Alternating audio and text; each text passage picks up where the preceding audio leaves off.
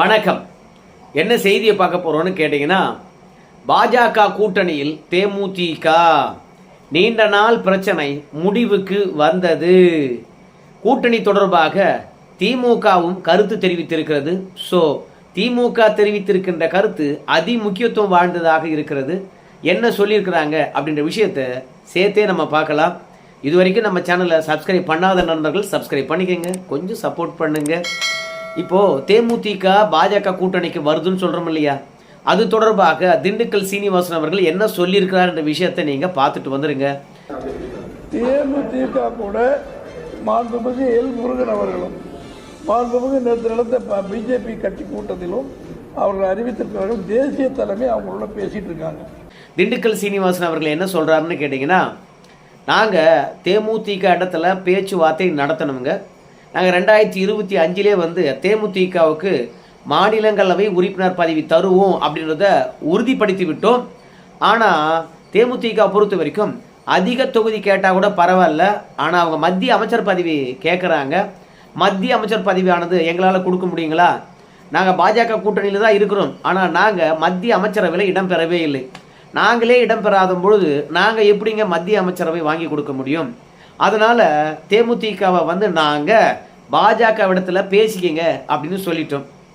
நட்புடன் இருக்கக்கூடியவங்க கிட்ட யார் பேசினா என்ன இருக்குது? வாழை இலையில சோறு கூட்டு பொரியல் ரசம் எல்லாம் சேரப்போகுது. ஆனால் யார் சமைச்சா என்னங்க? அந்த மாதிரி பாஜக எல் முருகன்ஜி அவர்கள் பேசுகிறாருங்க. டெல்லி தலைமையானது பேசி கொண்டு இருக்கிறது. கண்டிப்பாக எங்கள் கூட்டணிக்கு தான் வருவாங்க, நல்லது நடந்தால் சரி அப்படின்னு திண்டுக்கல் சீனிவாசன் அவர்கள் சொன்னாருங்க. ஆனால் ஏற்கனவே திமுக மற்றும் தவேக இவங்க 2 பேரும் அதிமுக கூட்டணியை விமர்சனம் பண்ணி கொண்டிருக்கின்றார்கள். ஆனால் அந்த விமர்சனத்தையும் தாண்டி திண்டுக்கல் சீனிவாசன் அவர்கள் பாஜக பேசிட்டு இருக்குது தேமுதிக கிட்ட அப்படின்னு சொல்றார். தமிழ்நாட்டில் கூட்டணிக்கு தலைமை தாங்கிறது அதிமுக. ஆனால் அந்த அதிமுக தேமுதிகவுடன் பேச்சுவார்த்தை நடத்தி கூட்டணிக்குள்ள கொண்டு வர முடியாதா? இதுக்கு டெல்லியில் இருக்கிறவங்க தான் பேசணுமா அப்படின்ற கேள்வி எழுது இல்லையா? அது மட்டும் கிடையாது. தவேகா என்ன சொன்னாங்க? திமுக கூட்டணி மற்றும் பாஜக மற்றும் பலர் அப்படின்னு பேசினார். அதிமுக கூட்டணி பற்றியே சொல்லலை. அதே மாதிரி முதலமைச்சர் கூட பொதுத்தளத்தில் இப்போதெல்லாம் என்ன பேசுறாருன்னு கேட்டீங்கன்னா, எடப்பாடி பழனிசாமி நானும் ரவுடி தான் அப்படின்னு சொல்லிக்கிட்டு நானும் கூட்டணிக்கு தலைமை தாங்குகின்றேன் என்று சொல்லிட்டு பேசிட்டு இருக்காரு. அந்த கூட்டணியில ஒவ்வொரு கட்சியும் சேர்ப்பது யாரு? பாஜக. இந்த கூட்டணியில் சேர்றவங்க எல்லாம் எங்க போய் யாரை சந்திச்சுட்டு அப்புறம் கூட்டணியை உறுதிப்படுத்துறாங்க? டெல்லியில போய் அமித்ஷாவை சந்திச்சுட்டு. அப்போ இந்த கூட்டணியை ஒருங்கிணைப்பதும் இந்த கூட்டணிக்கு தலைமை தாங்குவதும் யாரு? பாஜக. அதனால தான் நம்ம பொதுத்தளத்துல எப்ப பேசினாலும் சரி, என்டிஏ கூட்டணிக்கும் தமிழ்நாட்டுக்கும் தான் போட்டி. தமிழ்நாடா அல்லது என்டிஏவா மோதி பார்த்துடலாம் அப்படின்னு சொல்றேன் அப்படின்னு நம்ம முதலமைச்சர் ஐயா அவர்களும் சொன்னார். ஆனா இப்படி அதிமுக கூட்டணியே என்று உச்சரிக்காத தருணத்துல கூட நம்முடைய திண்டுக்கல் சீனிவாசன் அவர்கள் பாஜக தான் தேமுதிக கிட்ட பேசிட்டு இருக்குது அப்படின்னு சொல்றது அதிமுகவுக்கு இன்னும் பலவீனமா இருந்தாலும் தேமுதிகவுடைய நிலைப்பாடும் அவங்க கேட்கின்ற அவங்க வைக்கின்ற கோரிக்கையும் அதிமுகவால நிறைவேற்ற முடியாததாக இருக்கிறது. இது தமிழ்நாட்டு மக்களுக்கு தெரிவிக்கணும் என்பதற்காகத்தான் பாஜக தான் பேசிட்டு இருக்குது அப்படின்ற விஷயத்தை அழுத்தம் திருத்தமாக சொல்லுகின்றார். இப்போ நம்ம முதலமைச்சரை பொறுத்த வரைக்கும் என்டிஏவுக்கும் தமிழ்நாட்டுக்கும் தான் போட்டி அப்படின்னு சொல்றது தோல்வி அடைந்த பார்முலாவை தமிழகத்துக்கு கொண்டு வரக்கூடாது என்பதுதான் முதலமைச்சருடைய எண்ணம்.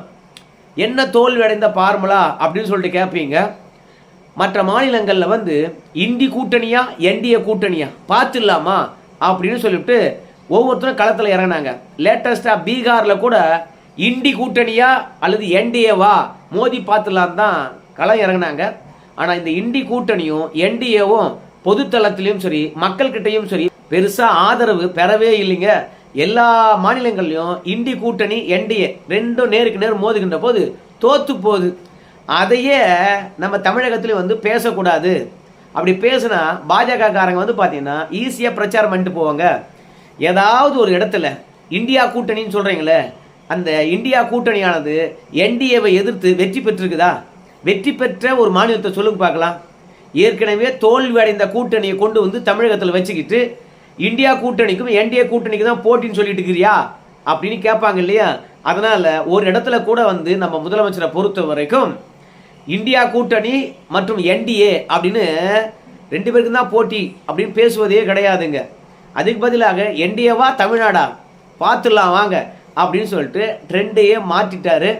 ஆனால் அதுக்கு முட்டு கொடுப்பதுக்கு நம்ம முதலமைச்சரை பொறுத்த வரைக்கும் தமிழ்நாட்டில் பாஜக தான்பா எல்லா கட்சியிலும் ஒருங்கிணைக்குது, பாஜக தான்பா கூட்டணிக்கு தலைமை தாங்குது, அதனால என்டிஏன்னு சொல்கிறேன் அப்படின்னு முதலமைச்சர் சொல்கிறாரு. ஆனால் ஆக்சுவலாக நம்ம அமித்ஷா அவர்களே வந்து தமிழ்நாட்டில் என்டிஏ கூட்டணிக்கு தலைமை தாங்குவது எடப்பாடி பழனிசாமி தான், அவர் தான் முதலமைச்சர் வேட்பாளர் என்று சொல்லிட்டார். ஸோ கூட்டணியிலே வந்து பார்த்தீங்கன்னா இல்லை கூட்டணி பேர்லேயே வந்து நம்ம முதலமைச்சர் அவர்கள் அரசியல் பண்ண ஆரம்பித்திட்டாரு. இப்போ திண்டுக்கல் சீனிவாசனை பொறுத்த வரைக்கும் தேமுதிக பேச்சுவார்த்தை தொடர்பாக டெல்லியில் இருக்கவங்க தான் பேசுகிறாங்க அப்படின்னு சொன்னது இன்னும் அதிமுகவுக்கு எந்தவித முக்கியத்துவம் இல்லை போல இருக்குது. என்டிஏ கூட்டணியில் அதோடைய செல்வாக்கு சரிஞ்சு போச்சோ அப்படின்ற எண்ணத்தையும் தோற்றத்தையும் உருவாக்கும். இல்லை இனிமே வந்து எதிர்கட்சிகள் அப்படி உருவாக்குவாங்க. இந்த கூட்டணி தொடர்பாக நம்முடைய ராஜ கண்ணப்பன் அவர்கள் வந்து பாத்தீங்கன்னா சில கருத்துக்கள் தெரிவிச்சிருக்காரு, அதை நீங்க கேட்டு வாங்கல. அவர் என்னன்னா 2 கட்சியிலையும் பேசக்கூடாது. ஏதாவது ஒரு கட்சியில் ஸ்ட்ராங்கா திமுகவில் எனக்கு இவ்வளவு சீட்டு கொடுங்க அப்படின்னு அவர் தலைவர்கிட்ட கேட்டா பரவாயில்ல, அங்கேயும் பேசுறது இங்கேயும் பேசுறது அது சரியாது. அது நியாயமும் இல்லை. ஒன்று இருக்கிறது வந்து விசுவாசமா இருந்தா ஒரு பக்கத்தில் விசுவாசமா இருக்கணும். எந்த இங்கேயும் பேசிக்கிறது அப்புறம் அங்கேயும் பேசி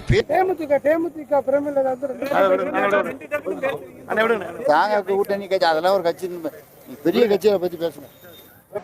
ராஜ கண்ணப்பன் அவர்கள் சொல்றது 100% உண்மைதானுங்க. ஏன்னா தேமுதிக ஒரு கட்சியா என்று கேட்கின்ற போது கேப்டன் இருக்கின்ற போது ஒரு கட்சியா தான் இருந்தது. ஆனா அதற்கு பிறகு அது கட்சியாவே இல்லை. அந்த கட்சி கட்டமைப்பு குலைந்து போய்விட்டது. 2வது கொள்கை அளவில் ஒன்றிணைந்திருந்தாங்க தெரியுமா, அந்த தொண்டர்கள் யாருமே இல்லை. இப்போ அது கட்சியா இல்லாம ஒரு சிறு அமைப்பா இருக்குது. அந்த அமைப்பில் இருக்கிறவங்க தேர்தலில் போட்டியிட வேண்டும் என்று நினைக்கிறாங்க. தேர்தலில் போட்டியிட வேண்டும் என்று நினைக்கின்ற அவங்களுக்கு எந்த கொள்கையும் கிடையாது, எந்த இலக்கும் கிடையாது. இலக்கு இருந்தா அதை அடைய வேண்டும் என்ற உறுதியுடன் இருப்பாங்க, கொள்கை இருந்தா கொள்கையுடன் நிற்பாங்க. ஆனால் கேப்டன் அவர்கள் இறந்து விட்ட பிறகு எந்த கொள்கையும் கிடையாது, எந்த இலக்கும் கிடையாது. தேர்தலில் நாம வெற்றி பெற வேண்டும் என்ற எண்ணம் மட்டும்தான் இருக்குது. அதனால தேமுதிக பொறுத்த வரைக்கும் ஒரு குழுவாக தான் செயல்படுது. அப்படி குழுவாக செயல்படுவதனால தான் யாருமே போய் விருப்ப மனு வாங்கலை. ஆனால் சொன்ன காரணம் என்ன தெரியுமா, அஷ்டமி, அதனால வந்து பார்த்தீங்கன்னா யாரும் விருப்ப மனு வாங்கலை அப்படின்னு வந்து தேமுதிக சார்பில் சொல்றாங்க. சரி அஷ்டமி தானே, அந்த நாளில் நாங்கள் விருப்ப மனு வழங்க போறோம்னு ஏன் சொன்னாங்க? அஷ்டமிலாம் போயிட்ட பிறகு நல்ல நாளை பார்த்து நாங்கள் விருப்ப மனு வழங்கும்னு சொல்லலாம் இல்லையா?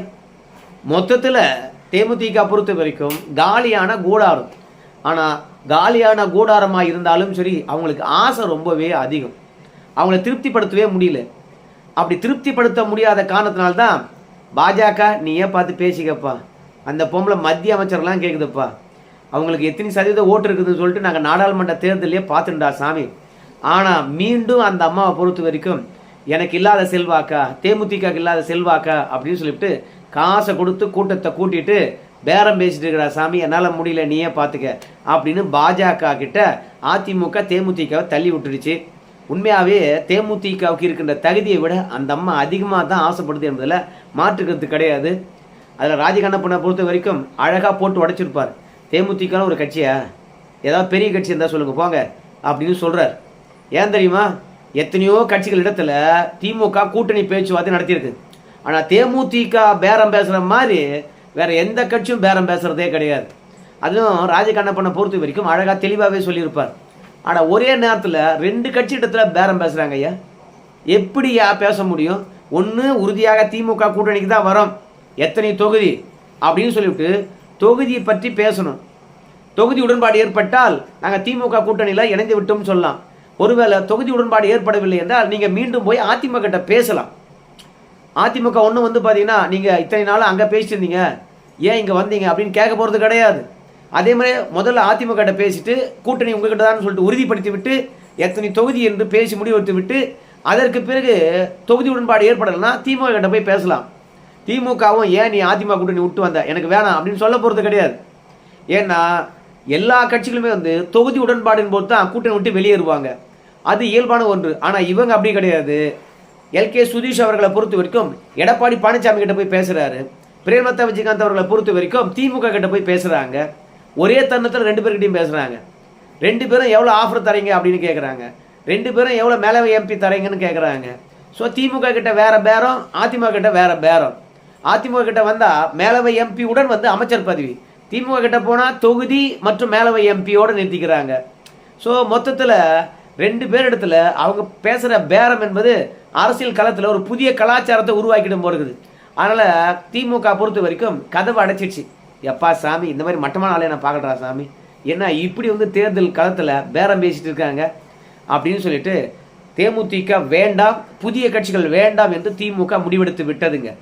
அதனால தான் பிப்ரவரி 22ஆம் தேதியிலிருந்து கூட்டணி கட்சிகளுடன் பேச்சுவார்த்தையை தொடங்க போகிறோம் அப்படின்னு சொல்லியிருக்கிறாங்க. உண்மையாகவே திமுக தாங்க பெஸ்ட்டு அரசியல் களத்தில். எதிர்கட்சியாக இருந்தாலும் சிறப்பாக செயல்படுவாங்க, ஆளுங்கட்சியாக இருந்தாலும் சிறப்பாக செயல்படுவாங்க. எதிர்கட்சியாக இருந்தாலும் மக்களுக்காக அரசியல் பண்ணுவாங்களான்னு கேட்டிங்கன்னா இருக்காது. ஆளுங்கட்சியாக இருந்தாலும் மக்களுக்காக ஆட்சி நடத்துவாங்கன்னு கேட்டிங்கன்னா அதுவும் இருக்காது. மொத்தத்தில் திமுகவில் இருக்கக்கூடியவங்களுடைய நலத்துக்காக தான் எதிர்கட்சியாக இருந்தாலும் போராட்டம் பண்ணுவாங்க, ஆளுங்கட்சியாக இருந்தாலும் ஆட்சி நடத்துவாங்க. அந்த விதத்தில் பர்ஃபெக்டாக இருப்பாங்க. கூட்டணி கட்சியுடன் பேச்சுவார்த்தை என்றால் அவங்கள மாதிரி பேச்சுவார்த்தை நடத்துறது யாரும் இருக்க மாட்டாங்க. கூட்டணி கட்சிகளை எப்படி வர வைக்கணும், எப்படி பேச்சுவார்த்தை நடத்தணும், எப்போ முடிக்கணும் என்ற விஷயம்லாம் அழகாக சார்ட்டு போட்டு வச்சுக்கிட்டு ஒவ்வொரு கட்சியும் கூப்பிடுவாங்க. ஆனால் அதிமுகவிலேருந்து தான் அந்த மாதிரி கூட்டணி கட்சியுடன் பேச்சுவார்த்தை நடத்துவாங்க, தொகுதி உடன்பாடு பேசுவாங்க. ஆனால் எந்த ஒரு ஒருங்கிணைப்பும் இருக்காது. 14ஆம் தேதியிலிருந்து 17ஆம் தேதி வரைக்கும் கூட்டணி கட்சியுடன் பேச்சுவார்த்தை நடத்தணும்னு சொல்லுவாங்க. ஆனால் 4 பேர்கிட்ட கூப்பிட்டு பேச்சுவார்த்தை நடத்தி அந்த கூட்டணியை கூப்பிட போகிறோம்பா, அவங்க வந்து பேச்சுவார்த்தை நடத்த போகிறாங்கப்பா, என்ன முடிவெடுக்கலாம்பா, எந்த ஒரு ஒருங்கிணைப்பு இருக்காது, எந்த ஒரு ஆலோசனையும் இருக்காது. எப்பா எனக்கு எல்லாம் தெரியும் என்ற திமிழ் தனத்திலே வந்து எடப்பாடி அழிஞ்சா இருப்பாருங்க. அதே மாதிரி கூட்டணி பேச்சுவார்த்தையில் அப்படியே தான் அழிவார். ஆனால் திமுக பொறுத்த வரைக்கும் பர்ஃபெக்ட். திண்டுக்கல் சீனிவாசனை பொறுத்த வரைக்கும் நீண்ட இழுபறிக்கு பிறகு வந்து தேமுதிக தொடர்பாக வெளியில் கருத்து தெரிவித்திருக்கிறாருங்க. ஏன்னா எவ்வளவுதான் இழுத்து பிடிக்கிறது, அந்த அம்மா கட்டுக்குள்ளே வரமாட்டுறாங்க. அதனால் பொதுத்தளத்தில் பேசினா தான் சரிப்பட்டு வரும் அப்படின்னு சொல்லிட்டு திண்டுக்கல் சீனிவாசனை பொறுத்த வரைக்கும் பொதுத்தளத்தில் போட்டு உடைச்சிட்டாங்க. அதிமுக தேமுதிக பற்றி பேசட்டும், அதற்கு பிறகு நாம பேசலாம் என்று திமுகவும் காத்திருந்து. அதிமுக மென்மையாக ஒரு அடி அடிச்சா திமுக பலார்னு கன்னத்திலே 2 அடி அடிச்சு தேமுதிக தூக்கி குப்பையில் போட்டுருக்குது. திமுக கதவும் மூடப்பட்டிருக்குது. இப்போ தேமுதிக இருக்கிறது 2 வாய்ப்பு. ஒரு வாய்ப்பு தவேகா, ஒரு வாய்ப்பு அதிமுக தான். தவேகா கிட்ட போக மாட்டாங்க. ஏன்னா அவங்களுக்கு ஈகோ 2 விதத்தில். நாம் எப்போ கட்சி தொடங்கணும், இப்போ தவேகா எப்போ கட்சி தொடங்கினாங்க. நாமளாவது பல தேர்தலில் வந்து பார்த்தீங்கன்னா நின்று எவ்வளோ நம்முடைய வாக்கு வங்கி நிரூபிச்சிருக்கோம். தவேகா என்ன வாக்கு வங்கின்னு கூட தெரியல. அப்புறம் நாமே அவங்க கூட்டணியுடன் போனோம் அப்படின்ற ஒரு எண்ணம். 2வது பிரேமலதா விஜயகாந்த் அவர்களுக்கு தன்னுடைய கணவரை பற்றியான அதீத நம்பிக்கையுடன் தெரியுறாங்க. எப்பேற்பட்ட நம்பிக்கை தெரியுமா? இந்தியாவில் கேப்டன் மாதிரியான தலைவரே கிடையாது, அவர் மாதிரியான தலைவர் இனி பிறக்கவே போகிறதில்லை. அப்பேற்பட்ட ஒரு தலைவர் தான் கேப்டன் விஜயகாந்த். ஸோ அந்த கேப்டன் விஜயகாந்துக்கு என்னென்ன மதிப்பு மரியாதைலாம் தரணுமோ அவ்வளவு மதிப்பு மரியாதை தரணும் அப்படின்னு நினச்சிக்கிட்டு ஓவராக கேப்டனை வந்து பார்த்திங்கன்னா முன்னிறுத்துறாங்க. இப்போ அதனால் என்ன அப்படின்னு பார்க்கும்பொழுது நம்ம விஜய் அவர்களை பொறுத்த வரைக்கும் நம்முடைய கேப்டன் அவர்களை கொள்கை தலைவராக ஏற்றுக்கொள்ளலையா, இல்லைனா ஒரு வழிகாட்டியாக கூட ஏற்றுக்கொண்டு இருக்கலாமா. எப்படி ஜெயலலிதா, எம்ஜிஆர், கலைஞரை வழிகாட்டியாக ஏற்றுக்கொண்டார் அப்படின்னு சொன்னார் இல்லையா, அந்த மாதிரி கேப்டனையாவது வந்து ஒரு வழிகாட்டியாக ஏற்றுக்கொண்டிருக்கலாம். ஆனால் கேப்டன் வந்து நம்ம விஜய் அவருடைய திரைத்துறை வாழ்க்கைக்கு எப்படிலாம் பயன்பட்டார், இப்படி எல்லாவற்றிலும் விஜயகாந்த் அவர்கள் விஜய்க்கு உறுதுணையாக இருக்கின்ற தருணத்தில் எங்கள் வீட்டு பிள்ளையாகவே வளர்ந்த விஜய் கேப்டன் அவர்களை வந்து பார்த்திங்கன்னா ஒரு வழிகாட்டியாகவோ இல்லை கொள்கை தலைவராக ஏற்றுக்கொண்டிருக்கலாமே.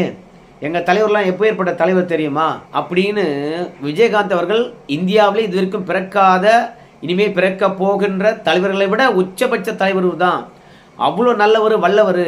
இவரை போய் கொள்கை தலைவராக ஏற்றுக்கலையே, அப்புறம் நான் ஏன் விஜயுடன் கூட்டணிக்கு போகணும் அப்படின்ற ஒரு எண்ணமும் விஜய் பக்கம் கூட்டணிக்கு போகிறது தடுக்குது. 2வது அதிமுக ஒன்று தான். ஏன்னா அதிமுக தான் இப்போ வெற்றி பெற வேண்டும் என்ற நிலையில் இருக்கிறாங்க. அதனால் தேமுதிக டிமாண்ட் வச்சா ஏற்றுக்குவாங்க. ஸோ திமுக கதவு மூடதுனால பாஜகவும் வெளிப்படையாக இப்போது தேமுதிக கிட்ட பேசுகிறோம் அப்படின்னு சொன்னதுனால அமைச்சர் பதவி இல்லை என்றாலும் கூட மேலவை எம்பியோட ஒரு 10 தொகுதி வாங்கிக்கிட்டு அதிமுக கூட்டணியில் தான் இருக்க போகிறாங்க. ஸோ எப்படியோ குட்டிக்கரணை அடித்தாங்க நம்முடைய பிரேமலதா விஜயகாந்த் அவர்கள். ஆனால் கடைசியில் திமுக கிட்ட வேலைக்கு ஆகலை. அங்கே கூட்ட நெரிசல் 6 தொகுதி ஒரு மேலவை எம்பியோடு அவங்க நிறுத்திக்கிட்டாங்க. அதிமுக 8 தொகுதி ஒரு மேலவை எம்பியோட நிறுத்திக்கிட்டாங்க. பாஜக 10 தொகுதி மேலவை எம்பியோட நிறுத்தியிருக்கிறாங்க. இணை அமைச்சர் பதவி கொடுக்கணும்னு கேட்டிருக்காங்க. இணை அமைச்சர் பதவி கொடுக்குறாங்களா இல்லையா பொறுத்து வந்து பார்க்கலாம். ஸோ பிரேமலதா விஜயகாந்த் அவர்களுக்கு இருக்கின்ற பேராசை உலகத்தில் எந்த அரசியல் தலைவர்களுக்கும் இல்லை. கேட்டால் எங்கள் கட்சி எப்பேற்பட்ட கட்சி தெரியுமா, இந்த கட்சியை தாயாக இருந்து வழி நடத்துகிறேன் தெரியுமா, அதனால் எங்கள் கட்சியில் இருக்கிறவங்களுக்கு நான் நல்லது பண்ணணுமா இல்லையா அப்படின்ற ஒரே நோக்கம்தான். கொள்கையோ கோட்பாடோ எதுவுமே கிடையாது. இதை செய்யணும் என்ற இலக்கும் கிடையாது. இந்த தேர்தலில் வெற்றி பெறணும், அடுத்த தேர்தலில் வெற்றி பெறணும், அவ்வளவுதான். ஸோ இப்படி கொள்கை இல்லாதவங்க கிட்ட கூட்டணி பற்றி பேச முடியாதுன்னு திமுக தூக்கி எட்ட போட்டுடுச்சு. அதிமுகவும் ஒதுக்கி வச்சுச்சு. பாஜக அரவணைச்சிக்கிச்சு. சரி, அரவணைத்து கொண்டு வருகின்ற பாஜக தேமுதிகவுக்கு என்ன கொடுக்க போகுதுன்றது பொறுத்து வந்து பார்க்கலாம். நன்றி நண்பர்கள்.